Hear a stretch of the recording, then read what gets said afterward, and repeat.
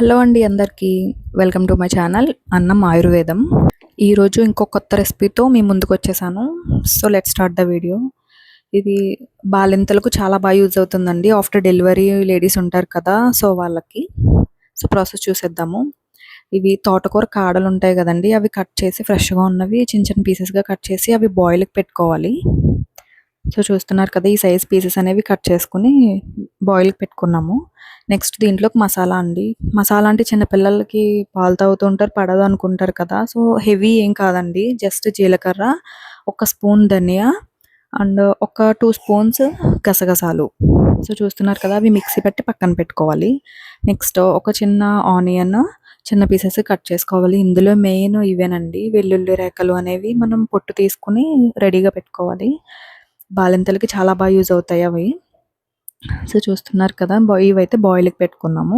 Next ఇవి ఇలా boil అయితే సరిపోతుందండి, స్టవ్ ఆఫ్ చేసుకోవడమే. నెక్స్ట్ ఒక ప్యాన్ పెట్టుకుని అందులో కొంచెం ఆయిల్, గానుగ నూనె అంటారు కదండి, అది యాడ్ చేసుకుంటే ఇంకా బెనిఫిట్స్ అనేవి ఎక్కువ ఉంటాయి బాలింతలకి. సో ట్రై చేయండి. సో గానుగ నూనెలో లైట్గా జీరా యాడ్ చేసుకుని ఆనియన్స్, కొంచెం కరివేపాకు కూడా ఫ్రై చేసుకోవాలి. సో ఇందులోనే మనం ఆల్రెడీ ఒలిచి పెట్టుకున్న వెల్లుల్లి రేఖలు ఉన్నాయి కదండి, అవి కూడా ఫ్రై చేసుకోవాలి. సో చూడండి, ఇలా ఫ్రై అయిన తర్వాత లైట్గా పసుపు అనేది యాడ్ చేసి ఫ్రై చేసుకుంటే ఫాస్ట్గా మగ్గుతాయి. నెక్స్ట్ సరిపడా కారం కూడా. బాలంతలకి మనం కారం అనేది ఎక్కువ యూస్ చేయం కాబట్టి మీరు తక్కువ వేసుకోండి. నేను ఈ కర్రీలో కొంచెం ఎక్కువే యాడ్ చేశాను. నెక్స్ట్ మనం రెడీ చేసుకున్న మసాలా కూడా ఇందులో యాడ్ చేసుకోవాలండి. సో పాలు తాగే పిల్లలకు కూడా వేడి చేయదండి.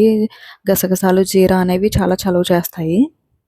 సో చూస్తున్నారు కదా, ఇది ఇలా బాయిల్ అయ్యేటప్పుడు లైట్గా సాల్ట్ కూడా చూసి సరి చేసుకోండి. నెక్స్ట్ మనం బాయిల్కి పెట్టుకున్నవి ఇందులో యాడ్ చేసుకోవడమే. ఆయిల్ వచ్చే వరకు కుక్ చేసుకుంటే ఎంతో టేస్టీగా ఉండి అండ్ హెల్త్ బెనిఫిట్స్తో బాలింతలకు ఎంతో యూజ్ అయ్యే తోటకూర కాడల కర్రీ అండి. సో ట్రై చేయండి. Thanks for watching.